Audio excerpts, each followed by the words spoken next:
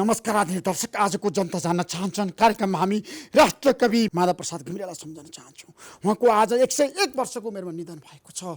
यो निधनले राष्ट्रलाई ठुलो क्षति भएको छ। उहाँ जस्तो र महान कविको निधनले सबै नेपालीको मन रोएको छ। उहाँ सबैको साझा व्यक्ति हुनुहुन्थ्यो, सबैको मनमा बस्न सफल हुनुहुन्थ्यो र सबैको लागि उहाँले काम गर्नुभयो साहित्यिक क्षेत्रमा। र साँच्चै के भन्यो नि, कविताको माध्यमबाट उहाँले देशलाई यति धेरै कुरा दिएर जानुभएको छ। सबै पुस्ताले, सबै पक्षले उहाँलाई सम्झिरहनेछ। त्यसैले आजको कार्यक्रममा हामी राष्ट्रकवि माधव प्रसाद घिमिरेलाई सम्झेर हार्दिक श्रद्धाञ्जली अर्पण गरेर कार्यक्रम सञ्चालन गर्न चाहन्छौँ। जनता जान्न चाहन्छन् कार्यक्रम, तपाईँ सबैलाई थाहा छ। आज हामी देशको समसामयिक राजनीतिक घटनाक्रमको बारेमा छलफल गर्दैछौँ र कोरोनाको सङ्क्रमणले आज रेकर्ड तोडेको छ। आज 1016 जनालाई सङ्क्रमण भएको छ। मृतकको सङ्ख्या पनि हत्तै बढेको छ। सरकारले पनि एक साता उपत्यकामा निषेधाज्ञा जारी गरेको छ। अब कुनै पनि गतिविधि हुन पाउने छैन। सरकार कडाइका साथ जाने भनेर स्पष्ट रूपमा सङ्केत दिएको छ र आज सरकारले घोषणा गरेको छ कसैले निषेधाज्ञा उल्लङ्घन गरे कडा कारबाही गर्ने। आजको कार्यक्रममा हामी यसबारेमा पनि विशेष रूपमा चर्चा गर्दैछौँ। आज हामी धेरै विषयवस्तुमा चर्चा गर्दैनौँ। आज हामी देशको राजनीति, आर्थिक, सामाजिक, कूटनीतिक र कोरोना सङ्क्रमणको बारेमा र राष्ट्रकवि माधव प्रसाद घिमिरेको बारेमा विशेष रूपमा चर्चा गर्दैछौँ। यतिखेर तपाईँहरू सबैलाई थाहा छ, नेपाल कम्युनिस्ट पार्टीभित्रको आन्तरिक द्वन्द्व व्यवस्थापनमा बैठकहरू जारी छ। कार्यदलको बैठक जारी छ। कार्यदलको बैठकले एउटा खाका तयार गरेको छ। अब नेपाल कम्युनिस्ट पार्टी कसरी अगाडि बढ्ला त? देश सङ्कटमा छ। यो अवस्थामा नेपाल कम्युनिस्ट पार्टीको आगामी रणनीति के हुन्छ त? पार्टीभित्र पूर्ण रूपमा एकता हुन्छ, सहमति हुन्छ, नेताहरूको बिचमा कुरा मिल्छ? आजको कार्यक्रममा हामी यसबारेमा विशेष रूपमा चर्चा गर्दैछौँ। त्यसपछि हामी, तपाईँहरू सबैलाई थाहा छ, राष्ट्रकवि माधव प्रसाद घिमिरेको बारेमा जानेको बुझेको व्यक्तित्वहरूसँग विशेष कुराकानी गर्दैछौँ, नरेन्द्र प्रसाई र इन्दिरा प्रसाईसँग। तर हामी यतिखेर नेपाल कम्युनिस्ट पार्टीका शीर्ष नेता पूर्व प्रधानमन्त्री झलनाथ खनालसँग विशेष कुराकानी गर्दैछौँ। केही समयको विश्रामपछि म आउनेछु।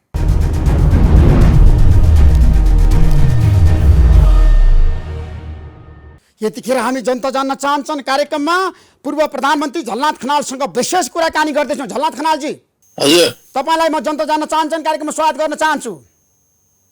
धन्यवाद ऋषिजी।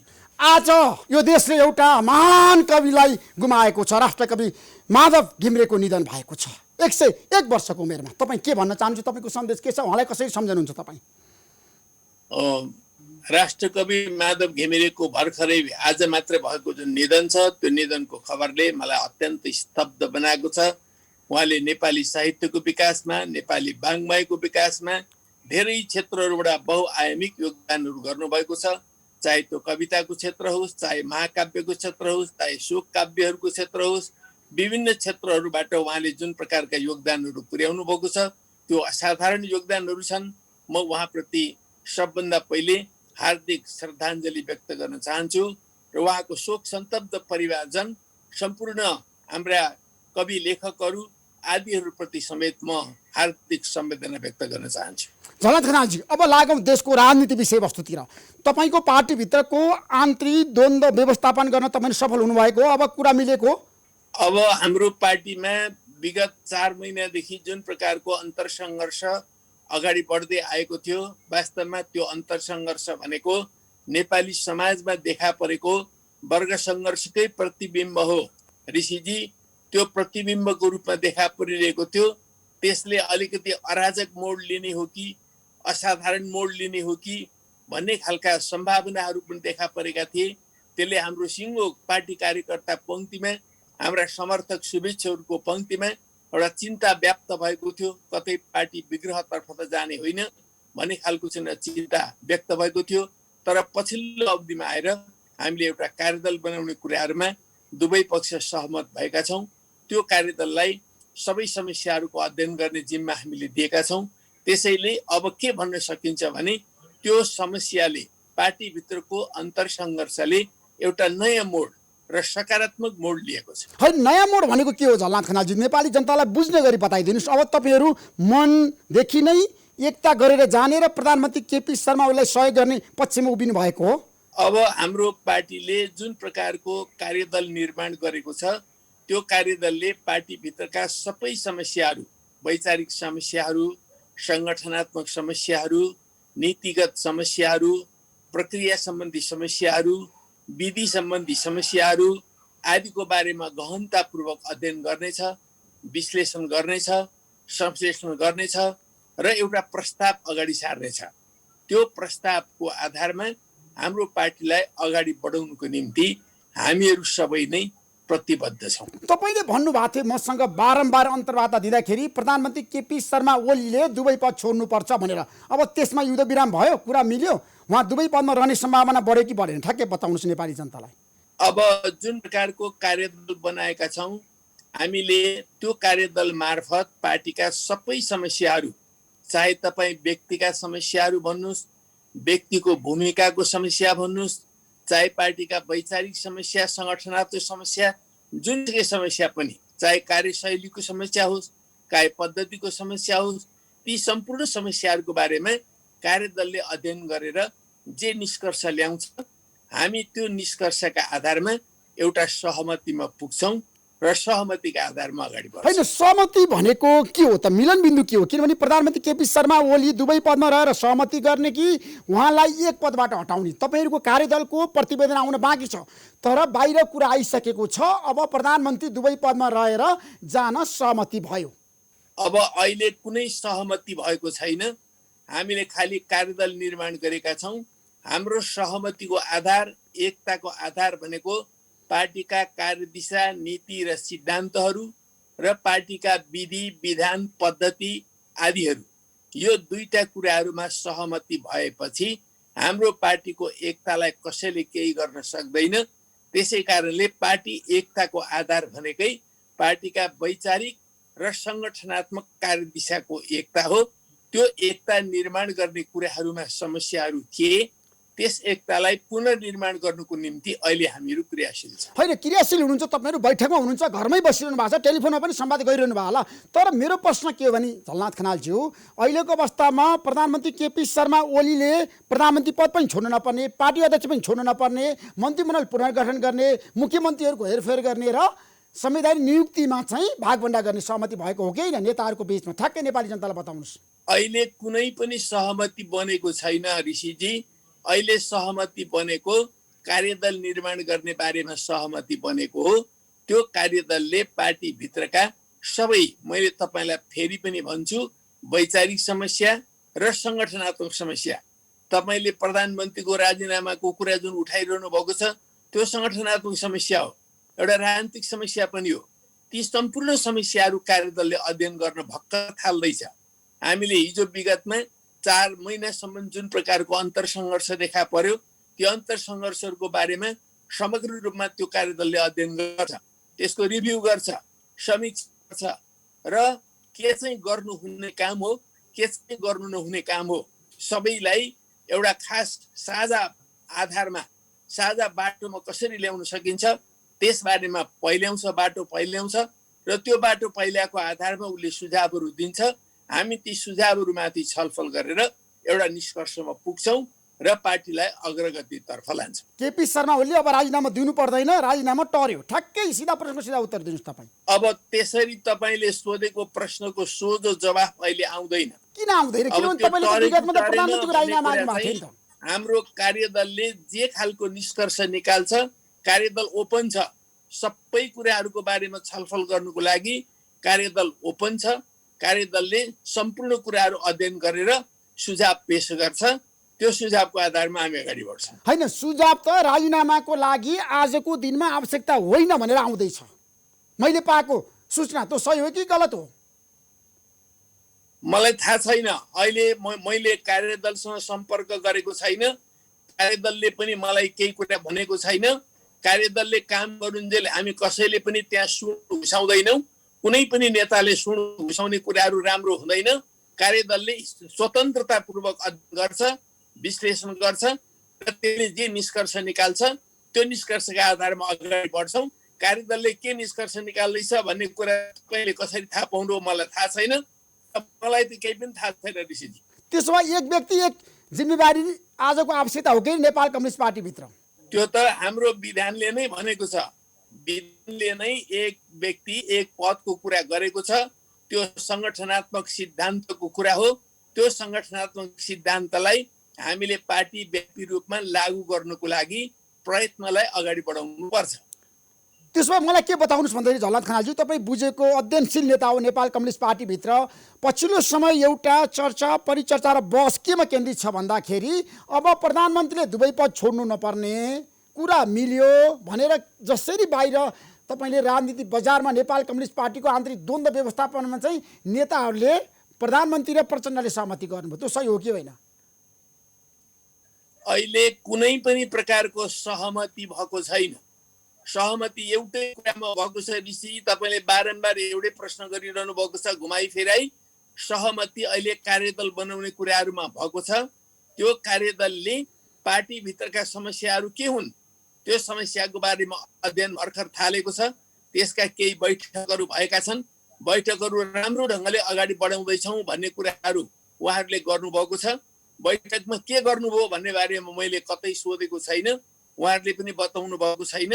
त्यसकारणले कार्यदलले भर्खर काम गर्न थालेको हुनाले यो चाहिँ गर्ने यो चाहिँ नगर्ने कुनै सीमा उहाँहरूले तोक्नु भएको छैन।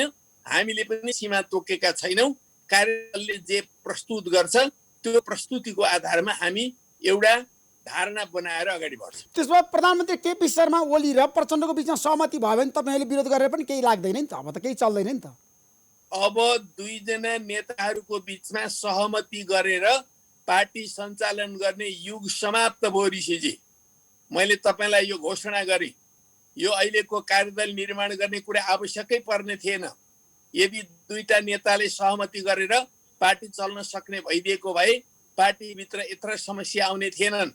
त्यो समस्याहरू आउनुको कारण पनि के हो भने पार्टीमा कमिटी पद्धति लागू नहुनु र दुईटा नेताहरूले मात्रै पार्टी सञ्चालन गर्न खोज्नु, अझ त्यसमाथि पनि एउटा नेताले पार्टी सञ्चालन गर्न खोज्नुले समस्या उत्पन्न भएका हुन्।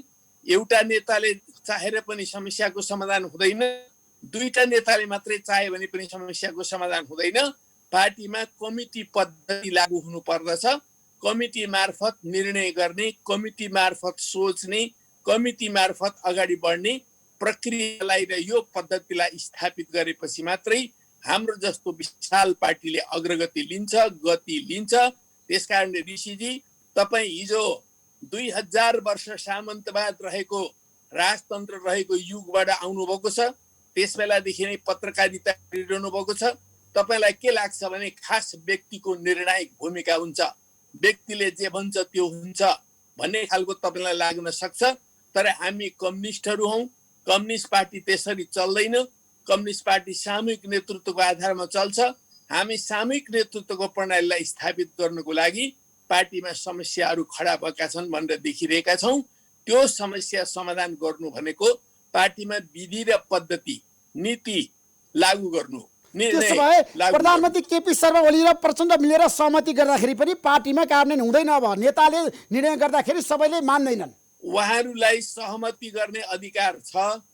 उहाँहरूले एक आपसमा बसेर दुईटा अध्यक्ष भएको हुनाले छलफल गर्न सक्नुहुन्छ, समझदारी निर्माण गर्न सक्नुहुन्छ। तर त्यही पार्टी निर्णय हुँदैन। उहाँले बनाएका समझदारीहरू पार्टी कमिटीमा ल्याउनुपर्छ, कम्तीमा पनि सचिवालयमा ल्याउनुपर्छ। सचिवालयले निर्णय गरेपछि बल्ल ती कुराहरू पार्टीका निर्णय हुन्छन्, पार्टीका नीति हुन्छन्। पार्टी कमिटीले निर्णय नगरेसम्म एक व्यक्ति वा दुई व्यक्तिले गरेका निर्णयहरू पार्टी निर्णय हुँदैन। तर स्थायी समितिको बैठक बस्न सकेका छैन। स्थायी समिति बैठक बस्छ त अब तपाईँको पार्टीभित्र? अब सचिवालयको बैठक हिजो मात्रै बस्यो। सचिवालयको बैठकबाट अब पार्टीका बैठकहरू बस्ने क्रम सुरुवात भएको छ। स्वाभाविक रूपले हामीले स्थायी समितिमा कतिपय विषयवस्तुहरू राखेका छौँ, एजेन्डाहरू राखेका छौँ। ती एजेन्डाहरू छलफल गर्न बाँकी छन्। ती विषयवस्तुहरूमा छलफल गर्नुको लागि फेरि हामीले स्थायी कमिटीको बैठक पनि राख्छौँ। सचिवालयले स्थायी कमिटीको बैठक पनि राख्छ र पार्टी बिस्तारै सुचारू हुँदै अगाडि बढ्छ। अब जाँदा जाँदै झलनाथ खनालजी, अब वर्तमान सरकारले कोरोना नियन्त्रणको लागि चालेको कदमहरू फितलो भयो, राम्रोसँग काम गर्न सकेन, जताततै आलोचना भयो। अब एक हप्ताको लागि निषेधाज्ञा जारी गरेको छ। यो अवस्थामा सरकारले कस्तो कदम चाल्नुपर्छ कोरोना रोकथाम र नियन्त्रणको लागि, जनतालाई एकदम त्रासमय वातावरणबाट मुक्ति दिलाउनको लागि? अब कोरोना हेर्नुहोस्, यो बडो डरलाग्दो ढङ्गले चाहिँ विश्वव्यापी रूपमा फैलिरहेको छ। सिङ्गो विश्वमा 2,21,00,000 मान्छेहरू अहिलेसम्म सङ्क्रमित भइसके, 7,78,000 जति मानिसहरूको मृत्यु भइसक्यो। विश्वव्यापी रूपमा ठुलो डरलाग्दो स्थिति देखा परेको छ। अमेरिका जस्तो शक्तिशाली मुलुक समेत अहिले थला परेको अवस्था छ। ब्राजिल जस्तो मुलुक थला परेको अवस्था छ। छिमेकी भारतमा हेर्नुहोस्, अत्यन्त डरलाग्दो अवस्था सिर्जना भइसकेको छ। छिमेकी भारतमा मात्रै 25 लाख भन्दा बढी मान्छेहरू सङ्क्रमित भएका छन् र 50,000 भन्दा बढी मान्छेहरूको मृत्यु भइसकेको छ।